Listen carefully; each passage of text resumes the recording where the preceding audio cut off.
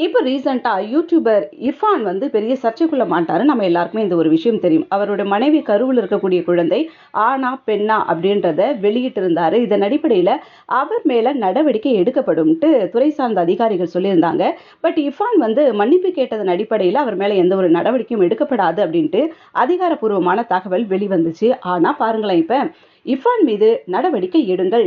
YouTuber Irfan மீது கருணை காட்டாம நடவடிக்கை எடுங்க அப்படின்னு சொல்லிட்டு யார் சொல்லியிருக்காங்கன்னு பார்த்தீங்கன்னா, தமிழ்நாடு அரசுக்கு மனிதநேய மக்கள் கட்சி தலைவர் ஜவாஹருல்லா கோரிக்கை விடுத்திருக்கிறாரு. தன்னுடைய மனைவியின் கருவில் இருக்கக்கூடிய குழந்தை பாலினத்தை அறிந்து அதனை யூடியூபில் வீடியோவை வெளியிட்ட இர்ஃபான் மீது எந்த ஒரு கருணையும் காட்டாம நடவடிக்கை எடுங்கன்னு சொல்லிட்டு ஜவாஹருல்லா வந்து கோரிக்கை விடுத்திருக்கிறாரு.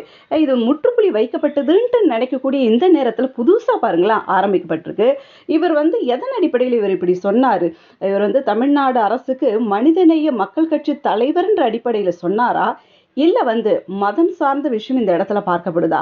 இஸ்லாமிய முறைப்படி கருவில இருக்க குழந்தை ஆணா, பெண்ணான்னு தெரிஞ்சுக்க கூடாது. அந்த விஷயத்த இவர் பண்ணியிருக்கிறாரு. அதனால இவர் மேல நடவடிக்கை எடுங்க அப்படின்றத இந்த இடத்துல சொல்ல வராரா?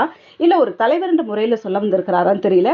பட் பார்க்கலாம். இதுக்கு இர்ஃபானுடைய ரியாக்ஷன் எப்படி இருக்க போகுது அப்படின்றத தொடர்ந்து பார்க்கலாம். இப்படி நிறைய விஷயங்கள உங்களோட நான் ஷேர் பண்ணிக்க வரேன். அதுக்கு நீங்க குரானிக்கல்ஸ் தமிழ் யூடியூப் சேனல சப்ஸ்கிரைப் பண்ணுங்க, ஷேர் பண்ணுங்க, லைக் பண்ணுங்க, கமெண்ட் பண்ணுங்க.